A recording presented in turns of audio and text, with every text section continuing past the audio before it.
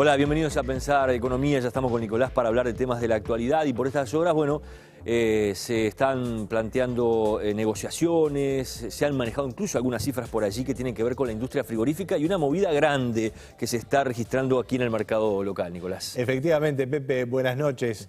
Lo que ha surgido desde el gabinete, ¿verdad? El presidente Mujica, lo decía el prosecretario de Presidencia, Diego Canepa, planteó su preocupación por la situación en la industria frigorífica y una posible concentración allí en la industria Una especie de frigorífica. monopolio, por llamarlo de alguna forma. Como que hay un riesgo allí. Y es muy interesante lo que se está planteando porque lo que uno ve hasta hoy en la industria frigorífica es el desempeño de un sector que ha sido muy exitoso en materia de conquistar mercados y que está teniendo un desempeño de mucha competencia interna. Entonces llama la atención, digo, ¿por qué emerge esta preocupación? Para entender un poco lo que está sucediendo. La industria frigorífica, que durante décadas, seguramente la gente más veterana lo recuerda, el Estado por allá por los años 50, 60 tenía que salir al rescate de algún frigorífico o nacionalizar, y era una permanente crisis una tras la otra. Desde los años 90 hasta hoy ha ingresado en un periodo distinto, donde se saneó la industria, ingresaron muchos actores privados, se abrieron los mercados. Durante el gobierno de Luis Alberto Lacalle particularmente se estableció una política de permitir la exportación en pie de ganado, permitir la exportación de cueros semiprocesados, eliminar el stock regulador, es decir, se abrió el mercado y empezó un funcionamiento bastante más racional en la industria. Y además se consiguieron avances sanitarios. Finalmente, después de la crisis de la aftosa del 2001, se liberó, digamos, Uruguay de la fiebre aftosa, se conquistaron mercados y la industria mejoró tanto en producción como en su funcionamiento con los productores y con los frigoríficos. Y aparecieron grandes jugadores en el esquema, Claro, ¿no? y después de la crisis 2002, cuando Uruguay devaluó y era un país que estaba, bueno, obviamente intentando salir, llegaron grandes grupos brasileños al Uruguay. Particularmente uno de ellos que es el Grupo Marfrig, que es una empresa bastante nueva en el Brasil y que está impulsada en buena medida, no es el único factor, por capital del propio Banco de Desarrollo de Brasil, el BNDES, que impulsó en el mundo, y lo sigue haciendo, la generación de grandes conglomerados brasileños en el mundo para que Brasil pueda proyectarse con sus empresas. Es un banco público. Es un banco público de desarrollo. Le pone plata a los grandes grupos frigoríficos en el Brasil, también lo hace con otras empresas, ¿verdad?, en otros sectores, para impulsar grandes firmas en el mundo. De alguna manera para que Brasil también tenga sus grandes campeones, claro, así como lo tiene Estados Unidos, Europa o Rusia. Y la cuestión es que ahí surgieron dos grandes grupos. Marfrig, que llegó al Uruguay y compró primero el frigorífico de Tacuarembó y después compró varias otras plantas y acumula hoy 4 plantas de industria frigorífica. Y también en Brasil se generó un grupo que es incluso mayor, que se llama JBS Friboi, que en Uruguay tiene una planta de industria frigorífica, que es la del frigorífico Canelones. Entonces, ¿qué sucede? Ese apalancamiento del banco y también emisiones de títulos de deuda en el mercado de acciones en Brasil han llevado a que estas empresas estén muy apalancadas, tengan mucho endeudamiento y están con algunos problemas financieros, y por eso es que están haciendo transacciones de compra-venta de sus partes, porque además habían hecho compras de muchas otras empresas, habían tenido una expansión muy agresiva en Brasil y en el mundo, y recientemente, por ejemplo, JBS, la más grande en Brasil, pero que en Uruguay tiene solo un frigorífico, a nivel global compró una parte importante de una empresa que tenía Marfrig, que se llama Ceará. En realidad no era de las originales de Marfrig. Marfrig la había comprado hace poco, ahora se la vendió a JBS, en uno de esos pases, digamos, de inversiones de capital que son muy impactantes.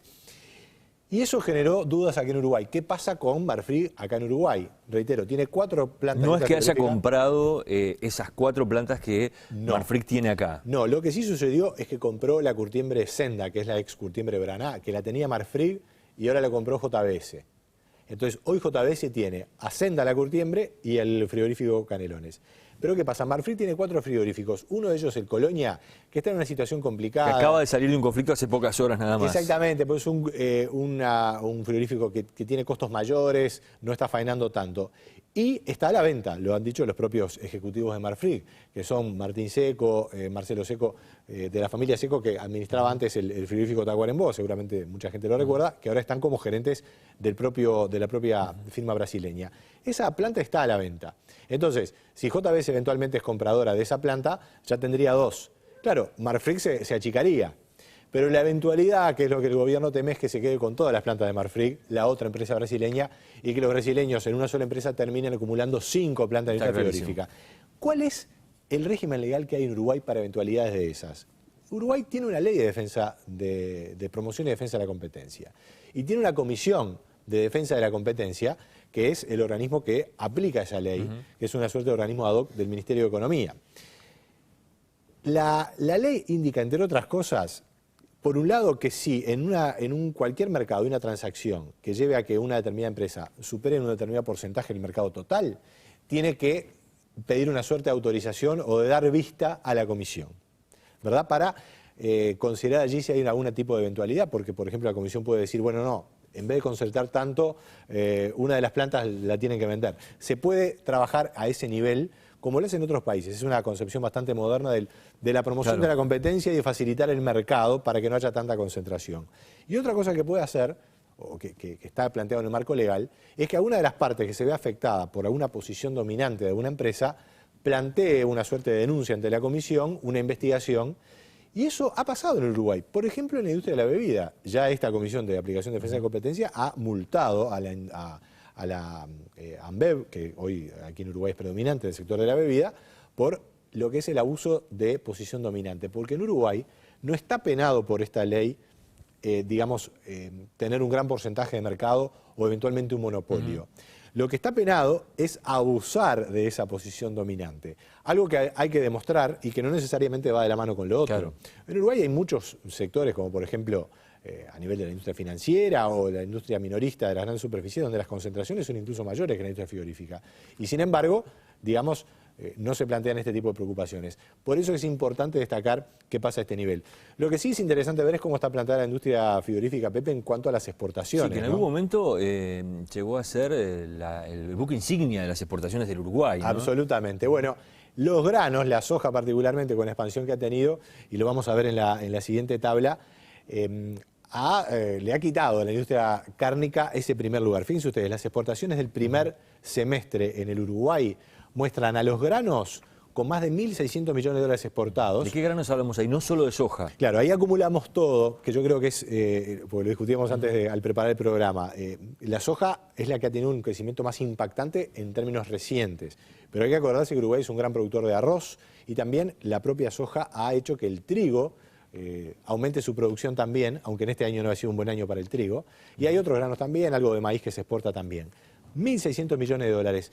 Es prácticamente el doble de lo que se exporta por carne, en este caso estamos hablando de carne vacuna. Ha duplicado, los granos han duplicado lo que se está vendiendo de carne. Exacto, es una cifra muy impactante y habla de la importancia de la agricultura, de las chacras, ¿verdad? Aquí hablamos solo de carne vacuna, es importante aclararlo. Tercer lugar vienen los lácteos, bueno, ya más lejos lanas y cueros, que también, como tú decías, es un sector mucho más importante antes que ahora, y bueno, luego maderas y el resto. Igual sumando los subproductos animales, allí la ganadería sigue teniendo un peso importante. Absolutamente, porque si sumamos carnes, lácteos, es decir, la producción ganadera concebida en el sentido amplio, sin duda que es importante. Además hay que tener en cuenta que, bueno, por supuesto, tiene su desarrollo agroindustrial, los granos en ese sentido no lo tienen tanto.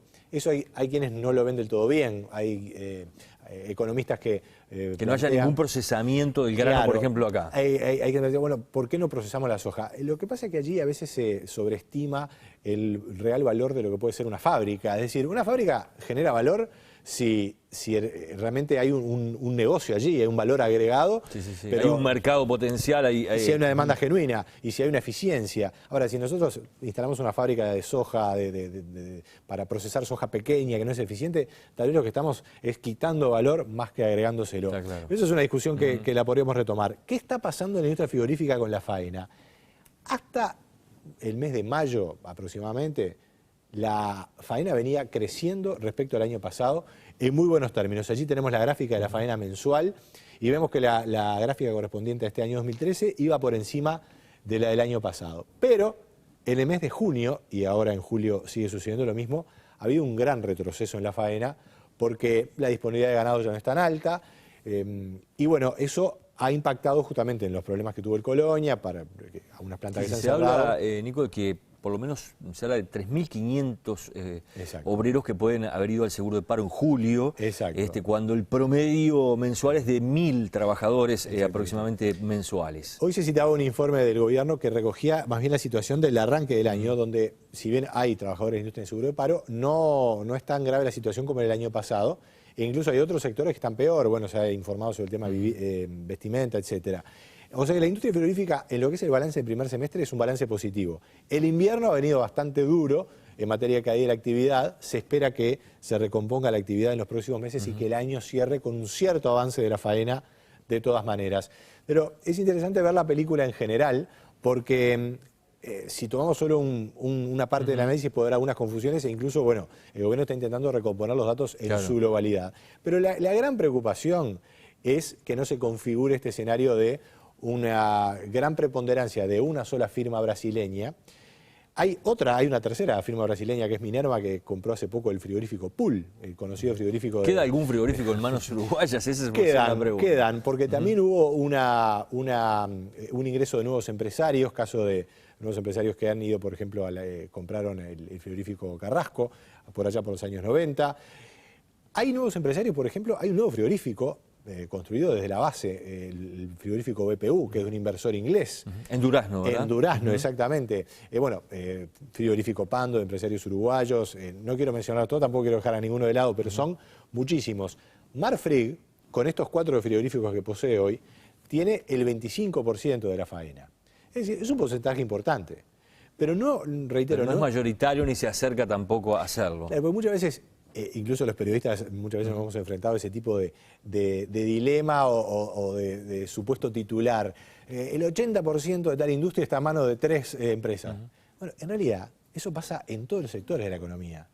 Y lamentablemente no tengo aquí los datos específicos, pero los podríamos trabajar. Si uno toma los bancos, la banca privada, uno toma los 3 primeros bancos y le va a dar un 70 o un 80%. Claro. Uno toma los 3 primeros supermercados. Sí, en bebidas, en lo que quieras. Siempre va a ser pocas empresas las que tengan una gran parte del mercado. Eso, más que una situación particular que sea motivo de una información circunstancial, es parte de la dinámica económica. Lo relevante es que haya competencia, que pueda haber entrada y salida de actores.